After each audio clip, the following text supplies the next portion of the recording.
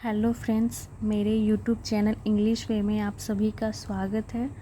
तो चलिए देखते हैं आज की स्टोरी, जिसका टाइटल है द फ्रॉग प्रिंस। तो फ्रॉग का मतलब हो गया मेढक, प्रिंस यानी कि राजकुमार, यानी कि मेढक राजकुमार। तो चलिए देखते हैं क्या स्टोरी है एक मेढक राजकुमार की। Once a young princess was playing in the woods. Once का मतलब हो गया एक बार, a young princess यानी कि एक युवा राजकुमारी, was playing यानी कि खेल रही थी।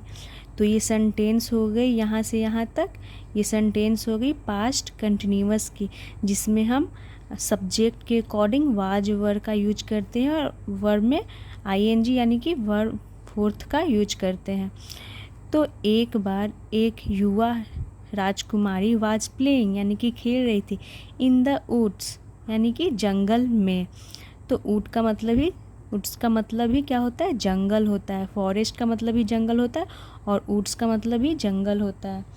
With her golden ball, with यानी कि विथ का मतलब हो गया हर गोल्डन बॉल, यानी इसका मतलब हो गया कि अपने सुनहरे बॉल यानी कि गेंद के साथ।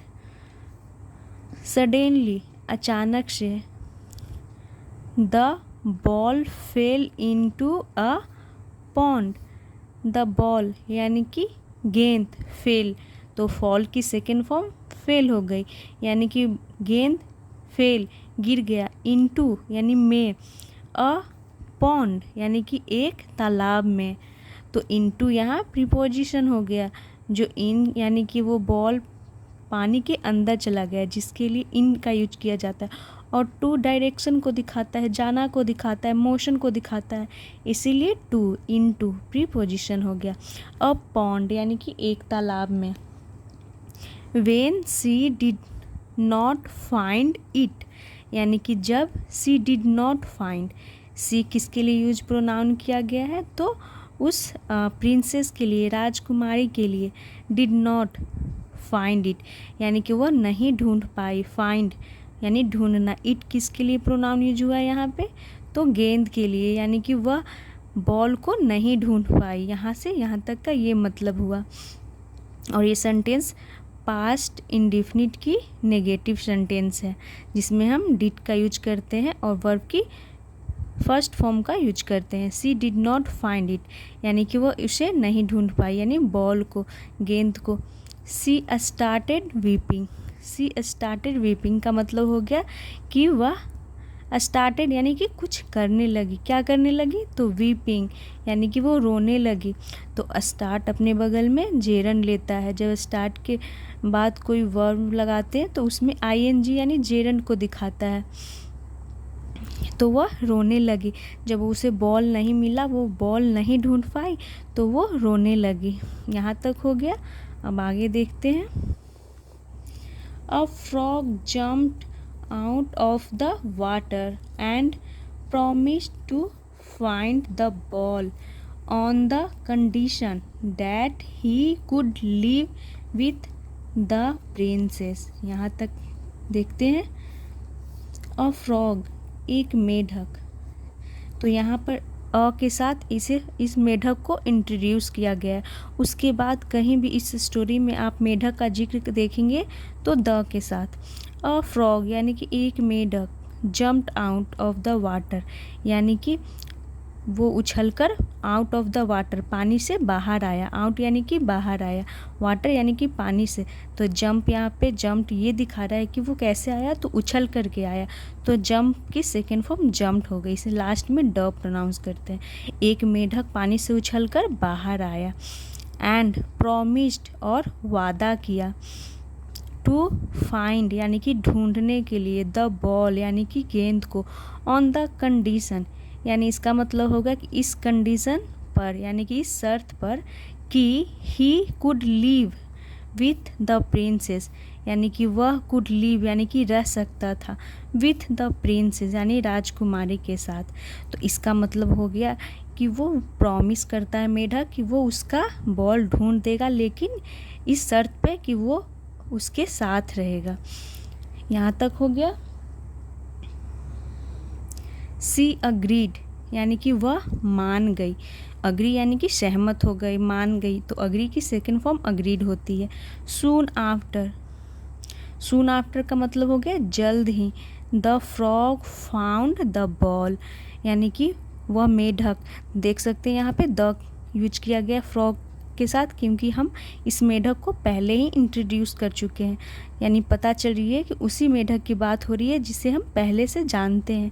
The frog found the ball यानी कि फाइंड की सेकेंड फॉर्म फाउंड हो गई, यानी कि मेढक फाउंड द बॉल यानी कि वो बॉल को ढूंढ लिया, बट यानी बॉल उसे मिल गई, बट लेकिन द प्रिंसेस यानी कि राजकुमारी ran away without letting the frog go with her, यानी यहाँ से देखते हैं लेकिन द प्रिंसेस यानी राजकुमारी रैन अवे यानी वो भाग गई, विदाउट यानी के बिना, लेटिंग यानी कि बिना, लेटिंग द फ्रॉग गो यानी बिना मेढक को, फ्रॉग गो यानी बिना मेढक को लिए, बिना मेढक को जाने, विथ हर यानी अपने साथ, यानी बिना मेढक को जाने दिए अपने साथ, विथ हर यानी कि अपने साथ वो रैन अवे यानी कि भाग गई। और विदाउट यहाँ प्रीपोजिशन है, तो प्रीपोजिशन के बाद हम लेट में आईएनजी लगाया हुआ यानी ये जेरंड है, क्योंकि प्रीपोजिशन अपने बगल में जेरंड लेता है। तो यहाँ पर मान लीजिए लेट है लेकिन ये प्रीपोजिशन है इसीलिए आईएनजी इसमें लगा है।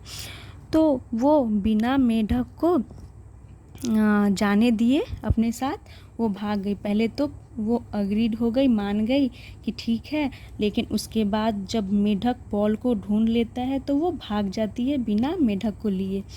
और लेट का मतलब होता है कि कुछ करने देना या फिर बोल सकते अनुमति देना। As she was having dinner that night, as का मतलब हो गया जब, शी वाज हैविंग डिनर यानी कि वह, हैविंग डिनर यानी इसका मतलब हो गया कि जब वह भोजन कर रही थी, डिनर मतलब रात का भोजन, और रात का भोजन के लिए सपर का भी यूज किया जाता है। जब वो रात का भोजन कर रही थी, और ये सेंटेंस हो गई पास्ट कंटिन्यूअस की, तो यहाँ पे हैव वर्ब के रूप में यूज किया गया है और उसमें आईएनजी। तो हम खाने के लिए ईट का भी यूज कर सकते हैं और हैव का भी यूज कर सकते हैं। तो सी वाज हैविंग डिनर यानी कि जब वो डिनर कर रही थी, दैट नाइट उस रात, the frog came to the palace यानी द फ्रॉग यानी कि मेढक केम आया, कम की सेकेंड फॉर्म केम हो गई, टू द पैलेस कहाँ आया तो महल में आया। द प्रिंसेस वाज फ्यूरियस यानी जो राजकुमारी थी, वाज फ्यूरियस यानी कि वो बहुत गुस्सा हो गई। तो एंग्री मतलब गुस्सा होता है, और जब बहुत ज़्यादा गुस्सा को दिखाना हो तो उसके लिए फ्यूरियस का यूज करते हैं। बट सॉरी, लेकिन हर फादर उसके पिता, टोल्ड हर यानी कि टेल की सेकेंड फॉर्म टोल्ड हो गई, टोल्ड हर यानी कि उससे कहें, यानी कि उसके पिता किसके, तो प्रिंसेस के पिता ने प्रिंसेस से बोले, हर यानी कि प्रिंसेस के लिए यूज किया गया है। She had to keep her promise, she had to, तो हैड टू यहाँ पे मजबूरी को दिखा रहा है कि सी हैड टू कीप यानी कि उसे रखना पड़ेगा, हर प्रॉमिस यानी कि अपना वादा। तो यहाँ पे कीप का क्या मतलब हो गया, कुछ रखने से नहीं है, यहाँ पे कीप का मतलब हो गया वादा निभाने से, यानी उसके पिता बोलते हैं कि उसे अपना हर प्रॉमिस यानी अपना वादा निभाना पड़ेगा।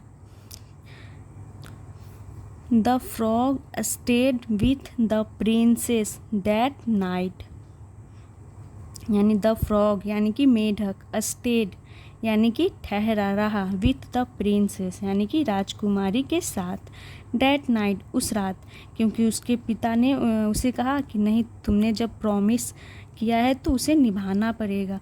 तो उस रात मेढक प्रिंसेस के साथ रहता है। बट लेकिन he jumped out of the window and was gone in the morning. तो यहाँ पे द यानी कि जो मेढक था स्टेड विद द प्रिंसेस, यानी राजकुमारी के साथ वो रहा दैट नाइट, यानी उस रात। बट सॉरी मैं यहाँ थी, दैट नाइट यानी उस रात। बट ही जम्प्ड यानी कि वह jumped out of the window, यानी कि वो ऑफ द विंडो यानी कि खिड़की से वो क्या हो गया, जम्प्ड यानी कि कूद गया। And was gone in the morning, यानी कि सुबह, मॉर्निंग यानी कि सुबह में वो वाज गोन यानी कि वो गायब हो गया, चला गया। तो उस रात वो प्रिंसेस के साथ रहा और सुबह मॉर्निंग में वो खिड़की से वो नीचे यानी गायब हो गया, उछलकर वो भाग गया। तो यहाँ तक का हो गया।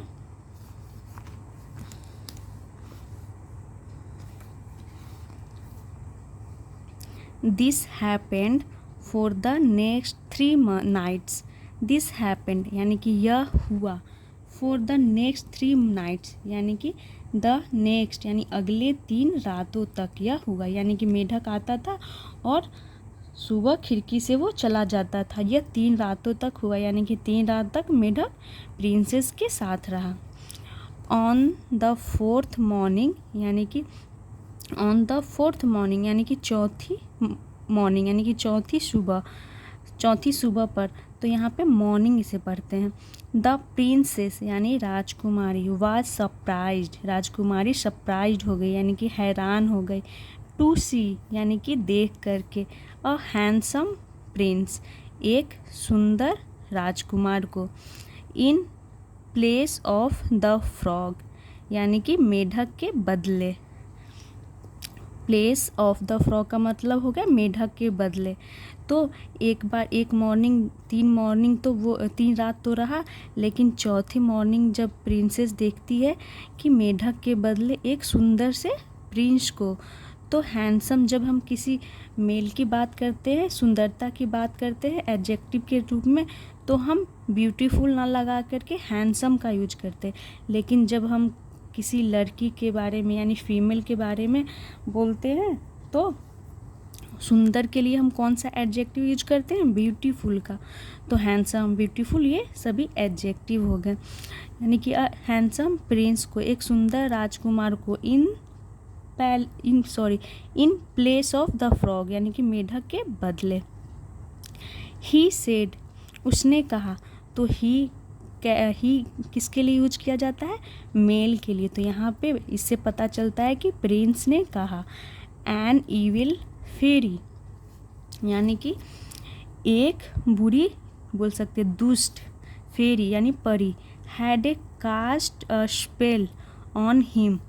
तो कास्ट का मतलब हो गया जादू करना, अ स्पेल यानी कि एक जादू, यानी कि एक दुष्ट इविल ने क्या की थी, जादू की थी, ऑन हिम यानी कि उस पर, यानी कि प्रिंस पे। तो प्रिंस बता रहा है कि एक दुष्ट फेरी ने मुझ पे जादू किया था, ऐसा प्रिंस बताया। And it would be broken only if he convinced a princess to let him stay with her for 3 nights. यहाँ फुल स्टॉप है तो देखते हैं।